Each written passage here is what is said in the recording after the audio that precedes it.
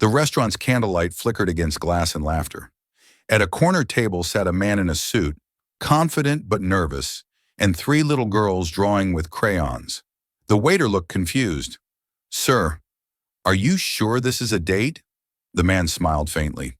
"It was supposed to be." Across the room, a young nurse entered, checking her phone, realizing she was in the wrong place. But when the triplets waved at her, everything, the mistake, the evening, their lives, began to change. Nathan Brooks had learned to compartmentalize his life into neat categories: work, which consumed most of his waking hours; parenting, which he approached with strategic planning; and grief, which he kept locked away. At 38, he'd perfected the art of functioning without actually living, of going through motions so practiced they felt almost like authenticity. The triplets, Amelia, Grace, and Sophie, had just turned 6. Nathan's late wife Lily had died when they were barely a year old. Cervical cancer that moved fast, stealing her in increments until there was nothing left but memories and 3 daughters who would never remember their mother's face without photographs. Nathan had channeled his grief into building Brooks Healthcare, a company that funded medical research and patient support programs. It was meaningful work that let him tell himself he was honoring Lily's memory. What he didn't acknowledge was that it also let him hide from actually feeling anything. His best friend Marcus had been suggesting Nathan start dating again for over a year. Finally, worn down by persistence, Nathan had agreed to a blind date. Dinner at Rosso's, 7 p.m. on a Friday. That's when his babysitter canceled. Nathan stood in his living room staring at the text message with growing panic. The girls were already dressed. Pink dresses, carefully preserved, and finally big enough to wear. He couldn't bear to disappoint them, which is how he ended up at Rosso's with 3 6-year-olds armed with crayons and enough energy to power a small city. The waiter's expression when Nathan requested a table for 4, 3 booster seats please, had been priceless. The other diners whispered, shooting glances that ranged from sympathetic to judgmental. Nathan tried to project confidence while the girls colored, occasionally arguing about whether purple horses were realistic. He checked his watch repeatedly, 7:15, 7:30, wondering if his date had seen him through the window and fled. "Sir," the waiter said delicately, "are you sure this is a date?" Nathan managed a smile. "It was supposed to be." At 7:40, the door opened. A young woman looked around with confused determination. She was maybe late 20s, wearing scrubs under a jacket, checking her phone with frustrated concentration. The triplets spotted her immediately. Grace waved enthusiastically. "Daddy, she's pretty." Nathan's face went hot. "Grace, we don't—" But the woman had heard, looking over with surprise that shifted into amusement. She approached cautiously. "I'm so sorry," she said. "I think I'm in the wrong place. My friend set up a blind date here, but—" She gestured at the restaurant, and then at Nathan and the girls with a smile. "Same," Nathan admitted. "My friend set this up, but my babysitter canceled, so—" He gestured at his daughters, who stared at the newcomer with unabashed curiosity. "I'm Emma," the woman offered, "and apparently my date didn't show up either." "Nathan, and these are Amelia, Grace, and Sophie." "Are you a princess?" Sophie asked with 6-year-old directness. Emma laughed, looking at her scrubs. "Not quite. I'm a nurse. I just got off my shift." "Our mommy had nurses," Amelia said seriously. "When she was sick. They were nice." The comment transformed the moment from light to heavy. Nathan saw Emma's expression shift, recognizing the weight behind those words. "I bet they were," Emma said gently, kneeling beside Amelia's chair. "Being a nurse means taking care of people when they need it most. Your mommy was lucky to have good ones." Nathan felt something crack in his chest, the careful compartmentalization he'd maintained for 5 years, breached by this stranger's easy compassion. "Would you like to join us?" he heard himself asking. "Since both our dates seem to have abandoned us, we could salvage the evening with company." Emma glanced at her phone. No message from her intended date. Then at the 3 girls watching hopefully. "Okay," she decided, "but I'm warning you. I have strong opinions about whether broccoli is actually a tree." She sat, and the evening transformed. The girls interrogated Emma with relentless enthusiasm. Emma answered each question with genuine interest, not the condescending patience adults often used with children. Nathan found himself relaxing, laughing at his daughter's antics. Emma had the kind of easy warmth that made chaos feel less overwhelming and more like the natural state of a full life. When the waiter brought menus, Grace announced, "Emma should sit next to Daddy so they can share." "It's okay," Emma said, eyes sparkling. "I don't mind sitting next to Daddy." Their eyes met, something unspoken passing between them. Recognition, maybe, or possibility. After dinner, which involved more laughter than Nathan had experienced in years, rain began falling in sheets. Emma checked her phone for rideshare apps, but surge pricing had made everything impossibly expensive. "I can give you a ride," Nathan offered. "It's the least I can do after you survived dinner with us." "Are you sure? I live across town." "We're sure," the triplets chorused. The drive home was cozy chaos. Rain drumming on the roof, the girls singing songs from school, Emma laughing at their off-key enthusiasm. When they dropped Emma at her apartment building, the girls made her promise to see them again. "I might," Emma said, smiling, "if your dad doesn't mind random appearances." "Yes, Sonam." "I don't mind at all," Nathan said, meaning it more than he'd meant anything in a long time. Over the following weeks, their paths kept crossing. Nathan's company funded medical programs at Emma's hospital. They ran into each other at the park where the girls played on Sundays. Emma volunteered at the girls' school health day, and all three triplets insisted on being checked only by Nurse Emma. Each meeting felt both accidental and inevitable. They'd chat briefly about weather, the girls' latest obsessions, work stresses, conversations that stayed surface level, but hinted at depths neither was quite ready to explore. Then Nathan's company hosted a charity fundraiser at the hospital, and Emma was assigned to staff the event. She found Nathan in a quiet hallway, escaped from glad-handing donors. "Hiding?" she asked, offering him coffee. "Strategically regrouping," he corrected, accepting gratefully. They sat on uncomfortable plastic chairs, and somehow the conversation went deeper. Nathan told her about Lily, not the sanitized version he gave acquaintances, but the real story. How they'd met in college, how she'd been a teacher who loved children with fierce dedication, how the cancer had stolen her in pieces, how he'd built the company because he couldn't save his wife, but maybe he could save someone else's. "She had amazing nurses," Nathan said. "They treated her with such dignity. One of them told me that compassion was just love in its working clothes. I never forgot that." Emma was quiet for a moment. "I became a nurse because my parents died young. Car accident when I was 16. I went to live with my aunt, and I watched her struggle to care for me while working 2 jobs. I wanted to be someone who helped people through the hardest moments." They sat in that hallway sharing grief and purpose, and Nathan realized he'd told Emma things he'd never articulated to anyone. There was something about her that made honesty feel safe. The girls became Emma's biggest advocates. She started coming to the house on weekends, teaching them to bake cookies that were always slightly burned but tasted like joy. She fixed Sophie's hair when Nathan's attempts resulted in lopsided braids. She read bedtime stories with dramatic voices. One evening, Nathan came home to find Emma asleep on the couch. All 3 girls curled around her like puppies. He stood in the doorway watching them, feeling something unlock in his chest. The realization that home didn't have to be the empty space he'd been maintaining. It could be full again, loud again, alive again. He covered them quietly with a blanket. Emma stirred, opening her eyes. "Sorry," she whispered. "We were watching a movie and they insisted I couldn't leave." "Don't be sorry, stay as long as you want." Something passed between them, not just attraction, though that was present, but something deeper. Recognition of compatibility, of possibility. Emma gave the girls a music box one Sunday, a small wooden thing painted with flowers. When wound, it played a lullaby that made Nathan's breath catch. "That's the song," he said quietly, "the one Lily used to hum to them when they were babies." "I know," Emma said. "The girls told me. They said they were worried they were forgetting it. I found this at an antique shop and thought." She trailed off, uncertain. "Is it okay?"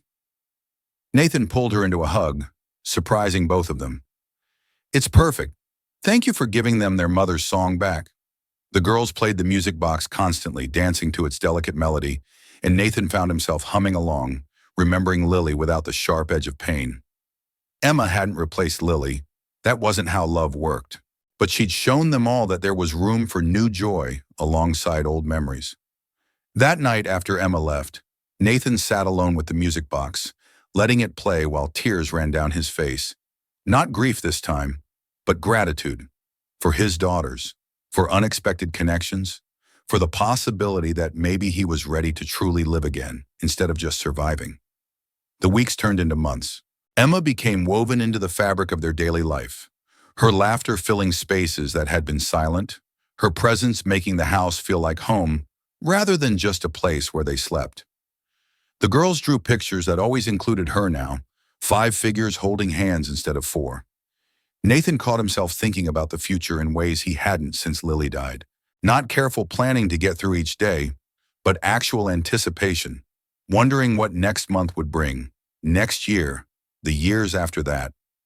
Emma made him want to plan again, to hope again, to believe that life could still hold joy and surprise, and the kind of love he'd thought was lost forever. But he was also afraid of being hurt again, afraid of his daughters being hurt, afraid that building something new meant betraying what he'd had before. So he kept his feelings careful, his boundaries intact, his heart protected behind walls that felt increasingly unnecessary, but also increasingly difficult to dismantle. Victoria Lane had been Nathan's business partner since Brooks Healthcare's founding. She'd been his girlfriend briefly in college, a relationship that had fizzled when they'd realized they worked better as colleagues. She'd invested heavily in the company, helping it grow, and she protected that investment fiercely. When news of Nathan's relationship with Emma began circulating within professional circles, Victoria requested a meeting. They sat in Nathan's corner office, the city spread below them. Victoria crossed her legs precisely, her expression neutral. "The board has concerns," she said without preamble, "about your relationship with a nurse from one of the hospitals we fund." "Her name is Emma," Nathan said, "and my personal life isn't the board's concern. It is when it affects perception. We're in healthcare, Nathan. Optics matter. The CEO dating someone who works at a recipient hospital looks like favoritism, like mixing personal interests with professional responsibilities. Emma's relationship with me has nothing to do with hospital funding. Maybe not, but that's not how it looks." Victoria leaned forward. "We have a major investor event next month, potential partners who could triple our reach. If they see the CEO as someone who makes emotional rather than strategic decisions, it undermines everything we've built." Nathan felt anger rising. "What are you suggesting?" "Distance, publicly at least, until after the investor event. Show that you're focused on the company, not on a relationship that complicates our mission." "She's not a complication." Victoria's expression softened slightly. "I'm not saying she's not important. I'm saying timing matters. You have daughters to provide for, a company to lead. Think carefully about what takes priority." The conversation haunted Nathan. He started pulling away from Emma. Canceled plans blamed on work, shorter conversations, distance that Emma noticed but was too kind to call out directly. The investor event arrived, a black tie affair full of wealthy people discussing humanitarian work over expensive champagne. Nathan circulated, shaking hands and projecting confidence he didn't feel. He saw Emma across the room, volunteering as medical staff, wearing her nursing uniform while everyone else sparkled in formal wear. Their eyes met. Emma smiled, but it didn't reach her eyes, and Nathan knew she understood what his distance meant. Victoria appeared at his elbow. "Nathan, the Singapore investors are ready to talk terms. This is it, the partnership that could expand us throughout Asia." Nathan looked at Victoria, then at Emma, then at the room full of people celebrating humanitarian work while maintaining careful boundaries between themselves and the humans they claimed to serve. "I need to think," he said. "Think quickly. They're leaving tomorrow." That night, Nathan came home to find his house dark except for the kitchen light. All 3 girls sat at the table, the music box open in front of them, a piece of paper beside it. "What's wrong?" Nathan asked. "Emma left this," Amelia said, holding up the paper. "She came by, but you weren't home." Nathan took the note with trembling hands. Emma's handwriting was neat, precise. "Nathan, I'm stepping back because I think that's what you need, even if it hurts. You taught me that healing isn't only for patients. Thank you for letting me be part of your family's life, even briefly. The music box is for the girls. Tell them to remember their mother's love And know that new love doesn't replace old love. It just makes the world bigger. Take care of yourself. Emma. Why did you let her go? Grace demanded, tears on her face. She makes you smile again. Mommy wanted you to smile again. The words hit like a physical blow. What do you mean? Before Mommy died, she told us to take care of you, Sophie said seriously. She said you'd be sad, but we should help you be happy again. And Emma makes you happy. So why did you let her leave? Nathan knelt in front of his daughters, overwhelmed by their perception, their memory of a mother they'd barely known, their willingness to welcome new love while he'd been too scared.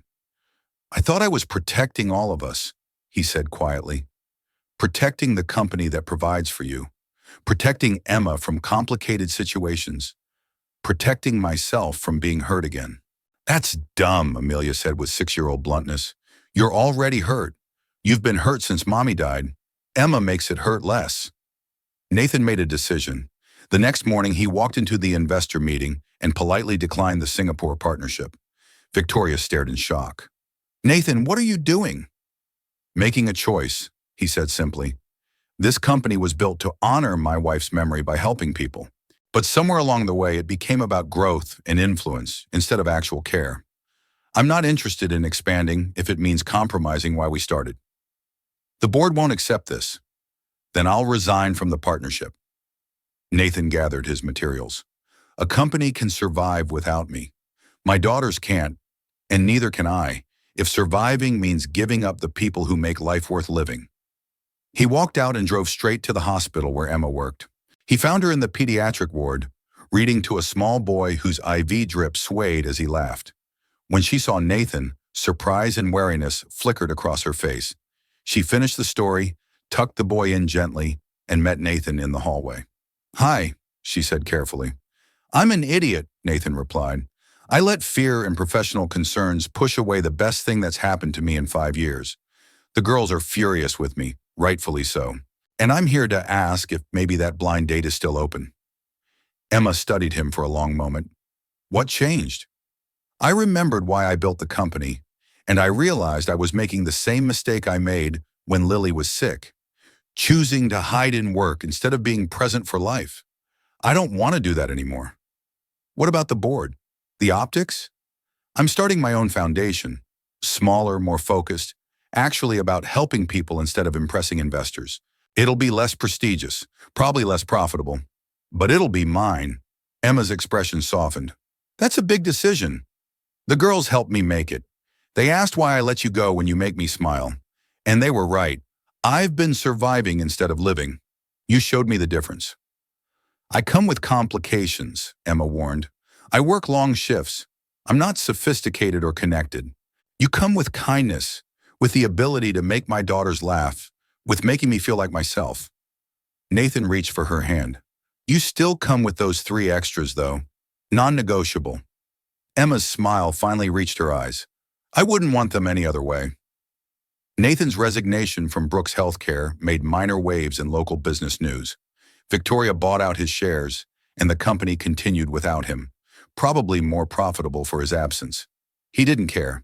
The Brooks Family Foundation launched quietly 3 months later, funded by Nathan's personal resources and focused on healthcare support for single parents and children in need. The office was smaller, the staff leaner, the prestige non-existent. But the work felt real. Emma joined the foundation's board as medical advisor, bringing expertise about what patients actually needed versus what looked good in grant proposals. She and Nathan worked together easily, their professional collaboration built on mutual respect and shared purpose. The girls thrived. Amelia's teacher commented that she seemed happier, more confident. Grace stopped having nightmares about being alone. Sophie started drawing pictures of their family that included 5 figures instead of 4.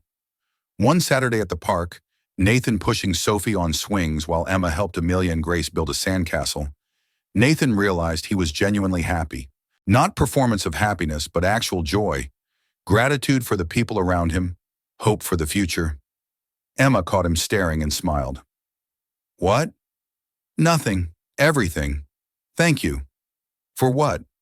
For not giving up on us when I was too scared to choose us. for showing my daughters that new people don't replace the people they've lost, for making me remember how to live. You did that yourself. I just showed up. Showing up matters more than you think. The foundation grew slowly but steadily. They hosted a charity event, much smaller than Brooks Healthcare's elaborate fundraisers, held at the hospital cafeteria rather than a fancy hotel. And Nathan felt more pride in this modest gathering than any previous professional accomplishment. The triplets helped, passing out cookies they'd made with Emma and decorated with alarming amounts of frosting. Nathan watched them move through the crowd with unself-conscious confidence. "Your daughters are amazing," a hospital administrator commented. "So open and kind. You're raising them well." "I'm trying," Nathan replied, "trying to show them that loss doesn't mean the end of love, that being vulnerable isn't weakness, that the people who help us matter as much as the help itself." Emma was across the room talking with a young single mother whose son needed surgery the foundation would fund. Nathan watched her listen with complete attention, saw her take notes, promise follow-up. This was her gift, making people feel seen, valued, worthy of care. After the event, they gathered at Nathan's house for dinner. The girls insisted Emma stay, and she'd stop pretending that leaving was an option. She kept clothes in the guest room now, her schedule arranged around the girls' school and Nathan's work, her presence woven into their daily life.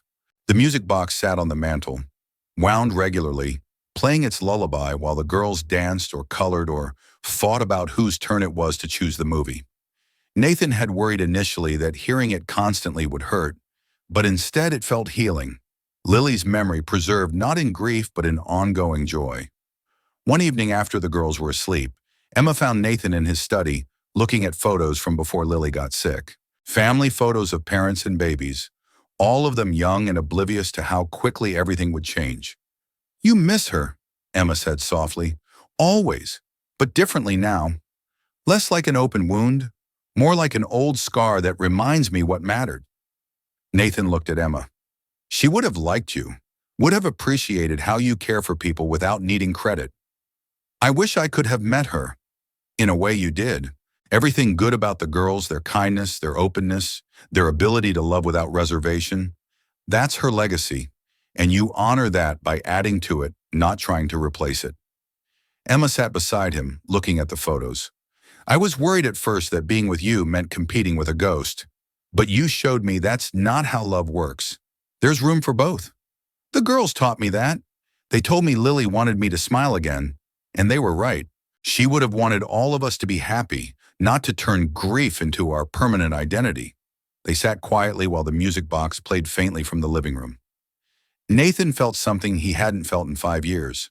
Not guilt about moving forward, not betrayal of memory, just simple gratitude for the unexpected ways life could surprise you. The foundation continued its work through fall and into winter. They helped dozens of families, funded treatments that insurance wouldn't cover, provided support that went beyond medical care to address the practical realities of illness, childcare, transportation, meal preparation, the invisible labor that accompanied crisis. Nathan found purpose in this work that he'd never felt in corporate healthcare. Emma brought medical expertise that made their programs actually effective rather than just well-intentioned. And the girls learned by watching that helping others mattered, that kindness was action, not just feeling, that their family's privilege came with responsibility. One December evening, as they decorated the house for Christmas, Nathan stood back and watched his daughters and Emma laughing together, stringing lights that would probably be crooked but would shine just as brightly. The music box played from somewhere, mixing with holiday songs, and Nathan felt the accumulated weight of 5 years finally lifting. Not forgetting, never forgetting, but learning to carry grief alongside joy instead of choosing between them. 6 months later, the house had transformed. It was louder now, messier, filled with the chaos that came from 5 people actually living. The refrigerator door bore layers of artwork. Emma's nursing textbooks shared shelf space with Nathan's business books. Life was happening in all its complicated glory. One Saturday morning, Nathan woke to suspicious silence. In a house with triplet 6-year-olds, silence meant schemes. He found them in the kitchen with Emma clustered around the table, whispering intensely. When they saw him, all four tried to look innocent. "What's happening?" Nathan asked, amused. "Nothing," the girls chorused. "Surprise!" they shouted, thrusting construction paper at him. It was a drawing, stick figures in crayon, 5 of them holding hands. Beneath in Amelia's careful printing, "Our family." Each figure was labeled Daddy, Amelia, Grace, Sophie, and Emma. His throat went tight. "This is beautiful." "But wait, there's more," Grace announced dramatically. Sophie handed him another paper. The same 5 figures, but Emma wore a crown, and floating above them, "Will you marry our daddy?" Nathan looked at Emma, who had gone bright red. "Did you know about this?" "They ambushed me 10 minutes ago," she said. "I was making coffee, and suddenly there was an intervention." "I'll come." "Girls," Nathan said carefully, "asking someone to marry you is something adults usually do alone." "But you're too scared," Amelia interrupted. "You always say someday, but someday never comes. So we're doing it for you." "We love Emma.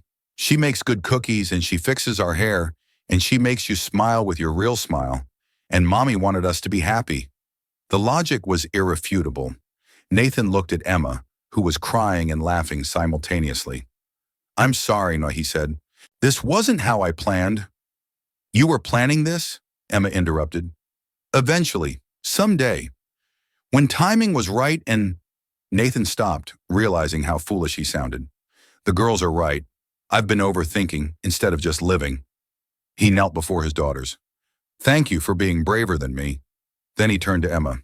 "If the position's still open, if you want to officially join this chaos—" Emma looked at the girls, vibrating with anticipation, then at Nathan kneeling on the kitchen floor with his heart exposed.